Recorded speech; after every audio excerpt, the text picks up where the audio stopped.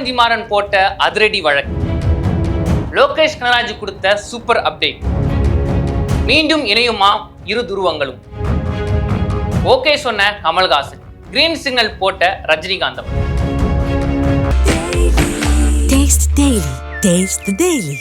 அறுவை சிகிச்சையில் கத்தி என்பது வரலாறு, ரோபோட்டிக் சர்ஜரி என்பது இன்றைய கூறு. தங்கம் புற்றுநோய் சிகிச்சை மையம், நாமக்கல் மற்றும் கான்பூர். கிங் டிவி நேயர்கள் அனைவருக்கும் வணக்கம். அதாவது நம்ம தமிழ் மாசம் 12 இருக்குங்க. ஆனா இந்த ஒவ்வொரு மாசத்துக்கும் ஒரு ஸ்பெஷாலிட்டி இருக்கு, நம்ம சொல்லி ஆகணும். இப்போ நீங்க ஆடி மாசம் எடுத்துன்னு வச்சுக்கோங்களேன், அந்த மாசம் முழுக்க கோயிலுக்கு போறது, கூழ் ஊத்துறது, இந்த மாதிரி ஒரு விசேஷங்கள்லாம் இருக்கும்.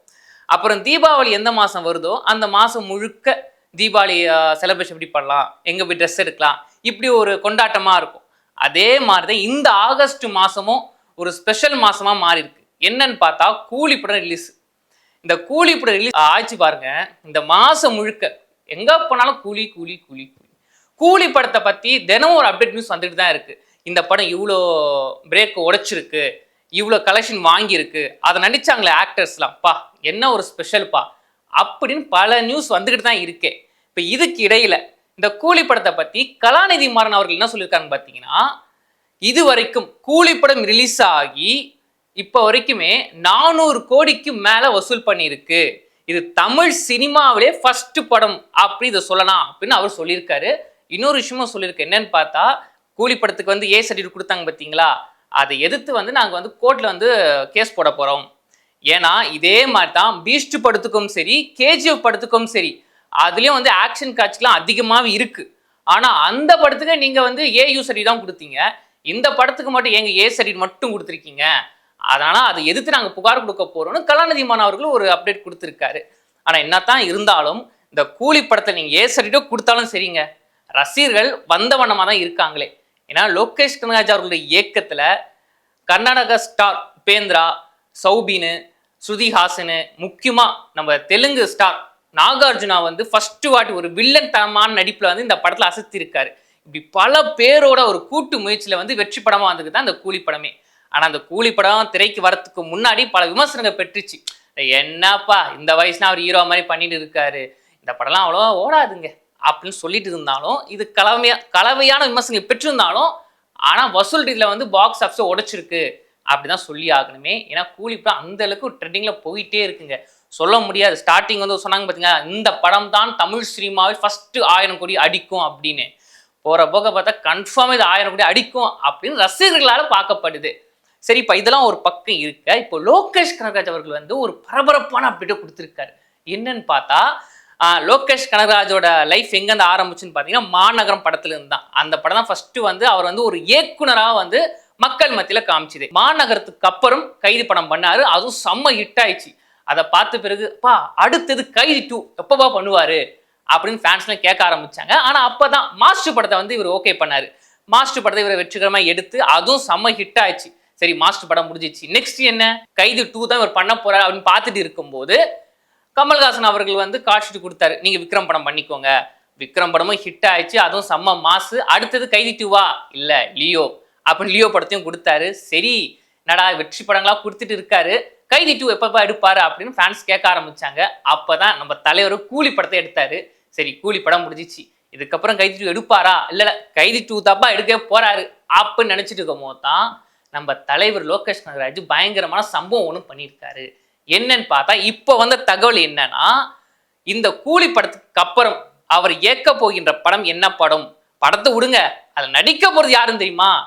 அதாவது உலக நாயகன் சொல்லப்படுகின்ற கமல்ஹாசனும் சூப்பர் ஸ்டார் ரஜினிகாந்த் இருக்காருங்களே, அவங்க 2 பேரும் இணைஞ்சி தான் படத்தை பண்ண போறாங்க அப்படின்னு நியூஸ் வெளியே வந்திருக்கு.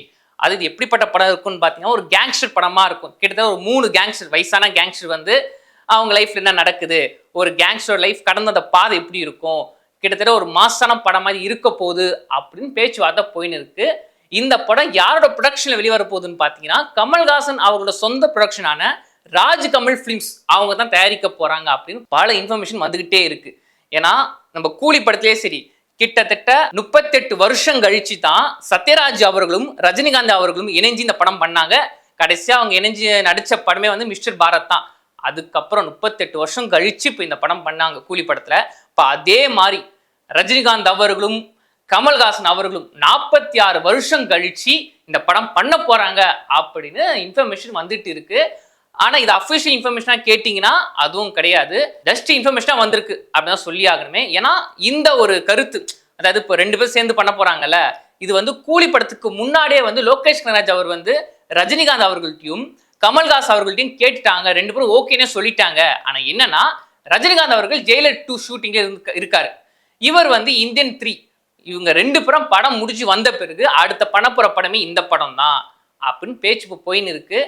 ஆனா சில கேள்விகளும் மக்கள் கேட்குறாங்க, எப்படிப்பா 2 பேர் இணைஞ்சு பண்ண முடியும்? இதுக்கு முன்னாடி கிட்டத்தட்ட 46 வருஷத்துக்கு முன்னாடி வந்து இங்க 2 பேர் இணைஞ்சு பல படங்கள் பண்ணாங்க.